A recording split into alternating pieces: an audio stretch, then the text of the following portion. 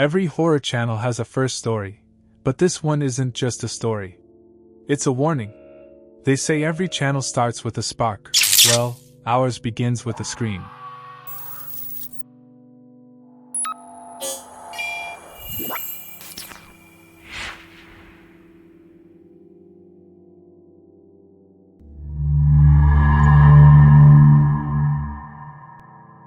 So it took a while, but I finally found a story that still gives me chills whenever I think about it.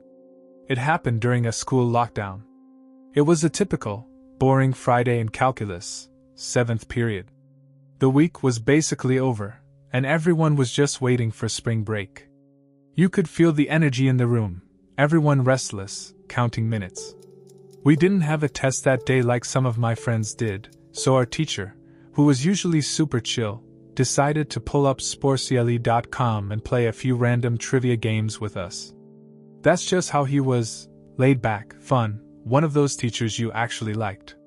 We were halfway through some brand logo quiz. I still remember the question. It was Adidas, when it happened. The dean's voice suddenly came through the loudspeaker. And it wasn't normal. He sounded panicked, frantic actually. He said this was not a drill and that everyone needed to go into lockdown immediately.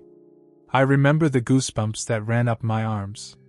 Even our teacher, the calmest guy ever, froze for a second.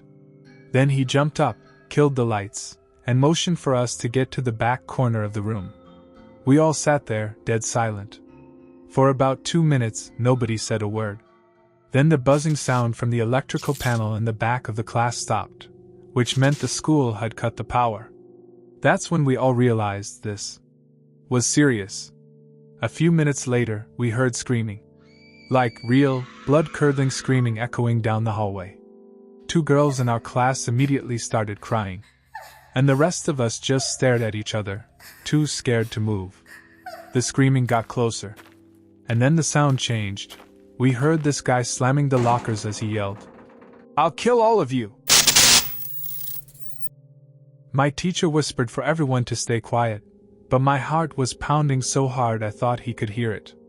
And then, he started banging on our classroom door. That's when one of the girls broke down completely and screamed, "No!" The banging got louder. Harder.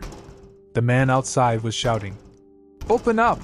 over and over, each hit shaking the door. It felt like it went on forever.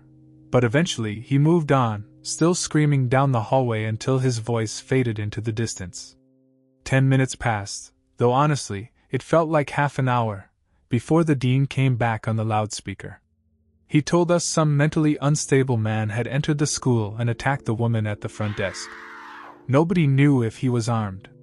Now, this was before the school had cameras or real security, so, yeah, it could have gone a lot worse.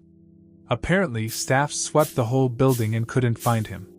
So the dean told teachers to lock the doors and keep teaching, like nothing happened. But here's the part that really stuck with me. Later that night, one of the janitors found a man sleeping inside a storage closet near the back of the school. And sticking out of his pocket was what looked like a .44 Magnum. They said the janitor must have startled him, because by the time the police got there, the man was gone. And to this day, none of us really know what happened to him. No one ever said if he was caught. But I like to think that wherever he is now, he's finally getting the help he needs.